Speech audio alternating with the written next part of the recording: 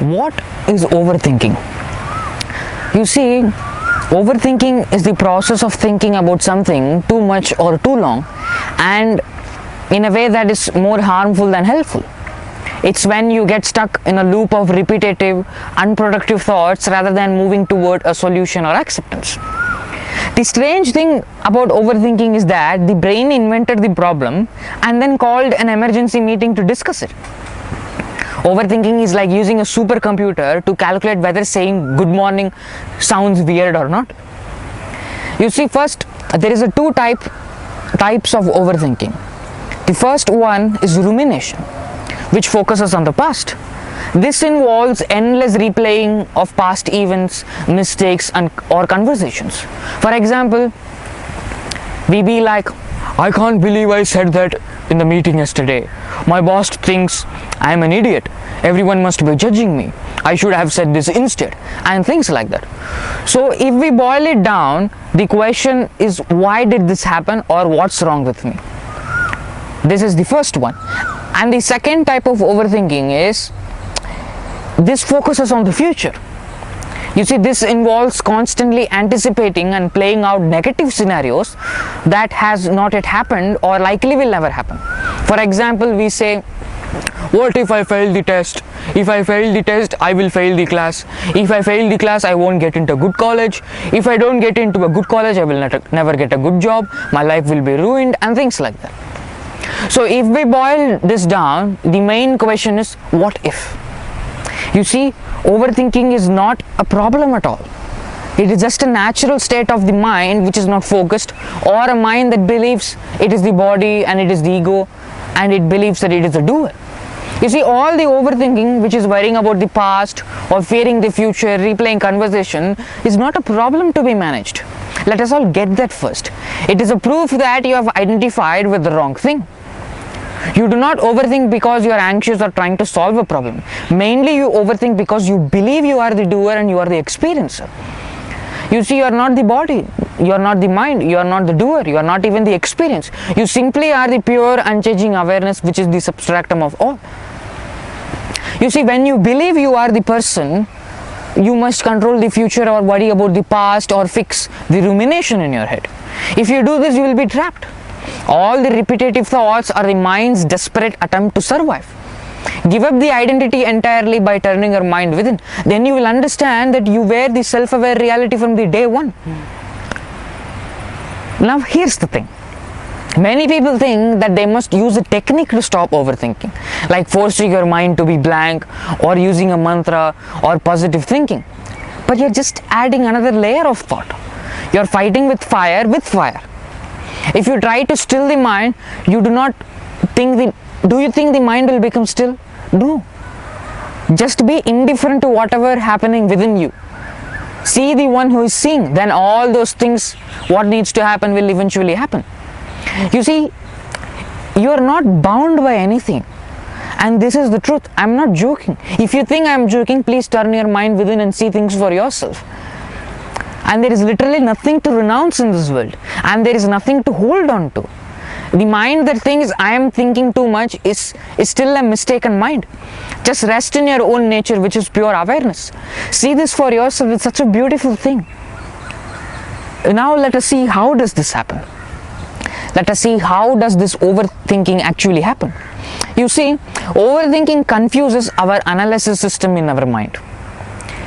The logic of analysis is, if point A happens, then point B will happen. If point B does not happen, then point A will not happen. You see, this structure works for maths, chess, or fixing a car and all the blah blah blah stuff. But for overthinking, it does not work. We think, if I think about this unsolvable problem with enough intensity and duration, I will eventually force it to become solvable. This is how we all think. This is logically equivalent to trying to boil water by staring at it harder. The method does not match the problem type. A human being will spend 6 hours thinking about a conversation because accepting uncertainty apparently sounds irresponsible. A dog hears thunder and waits for it to stop, but a human hears thunder and wonders if it means they ruined their life or God is angry with them. Are you seeing what I'm seeing? The thing is that we believe certainty must be achieved through pure thought alone. That's why we are all fooling ourselves. Therefore, we stimulate all possible causes. Overthinking is basically like an attempt to use a finite machine, which is the mind, to process an infinite set of possibilities. And that's why we are all fooling ourselves. Overthinking happens because we apply the logic of solving a math problem to the reality of living with uncertainty. And that's why we are all constantly disappointed, because life happens as it is, but we have assumptions about life, how life should happen. You see, overthinking is not a logical error. It is a proof that you believe you are a logical creature in a logical living world. We all have fooled ourselves. Now here's the thing. If you think you are the body, you are bound. If you think you are the mind, you're lost in its dream, in its creation. But turn your mind and see the one who is seeing. Then you will understand that you are the pure awareness, which was always there before overthinking or even before any thought. Then there is no problem to be solved. You see the overthinking. You are not the overthinking. The seer is free. It was always free. The overthinking happened within you, like clouds passing in the sky. But the sky was never damaged by the clouds. The one who is trying to solve overthinking is the very one who is doing the overthinking. There is no separate you who is doing all these things that you imagine. You are that on which all these things are happening. But you are not what is happening. And that is the truth. I am not joking. Now let us see, why does this happen? Why is overthinking in the first place? What did we do to it that it wants to hold on to us? You see, mainly overthinking happens because reality gave us memory and expectations but forgot to include the off switch. We did nothing to it. Nature gave a frightened animal the ability to imagine. The frightened animal immediately imagined more reasons to be frightened. You see a lemur, the King Julian, that animal does not overthink. It has the ability to discriminate few things, but not like human intelligence. But what happened? Human beings have the ability to imagine. That's why we imagine all the more worse scenarios that exist or that does not exist. But let us really look. Why does this happen? The thing is that overthinking is a logical consequence of a survival mission that was never designed for truth, only for staying alive as long enough to look after itself or to reproduce. If you really observe, many times you overthink only when the environment, either physically or mentally, is dangerous. Your mind goes into a self-prevention mode.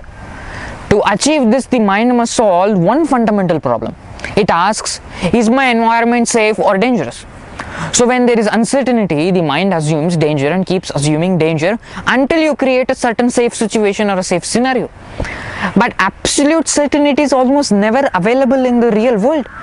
Therefore, the mind is logically forced to continue the danger assessment processing relentlessly. And this continuous danger assessment is what we call the overthinking. And this is why it happens. And because we all believe that the more accurate our predictions are, the more better we can survive. But the truth is far different. You see, the universe has infinite variables. Our brain has finite processing power. Therefore, you can predict with 100% accuracy. You may plan for next thousands of years, but you will never know what is going to happen next second. Why do we not just stop when we hit uncertainty? You see, when there is uncertainty, we think and we constantly think, but why can't we just stop thinking? Because we believe stopping equals to accepting uncertainty, and that equals to potential vulnerability, and that equals to death of the person whom we have imagined. We all believe that we cannot be wrong. Therefore, we cannot afford to stop thinking until we are certain. See, we are all fooling ourselves. Let us see things for what they are and be free. Now here's the thing.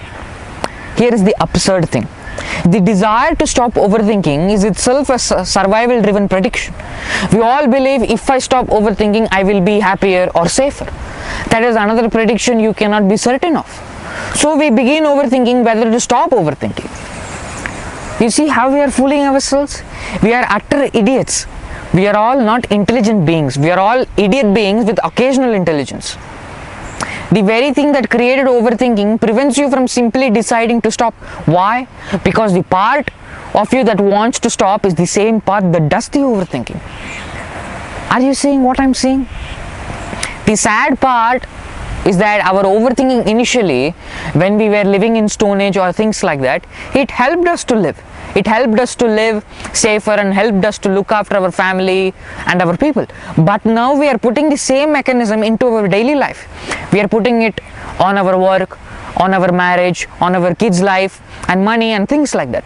That is why we are all more dissatisfied and unhappy, because we are doing the overthinking which was basically meant for survival, and now we are doing it for every desire, every attachment, everything that the mind possesses. You see the difference? The difference might be subtle but very, very huge when you actually look at it. The cause of overthinking does not matter, and the one who is doing it also does not matter. The evolutionary purpose also does not matter, because all these thoughts about overthinking are just purely in the realm of mind, and you are not the thinker of your thoughts. You see, understand that you are the self-aware reality on which all these things that you name is happening. We all think understanding our chains, our bondage will make us free. No, understanding the chain keeps you focused on the chain. Freedom is not more knowledge about the prison. Freedom is walking away from it. You don't need to analyze your mind, because you have to throw your mind in order to know the ultimate truth. Understand that you are that on which all these things are happening. And understanding is not done by you or the mind. It is done by the reality through the act of understanding. Once you see it for yourself, then mind will simply become a tool for interacting and engaging with the world, and not simply provoke you in things.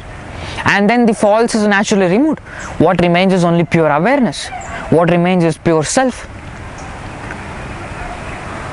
Ultimately, I will conclude my speech by saying that follow the message, not the messenger. I'm doing all the social media just to make a living and for joy of speaking alone. You are the self-aware reality, which is the substratum of all, whether you like it or not, or believe it or not. Thank you.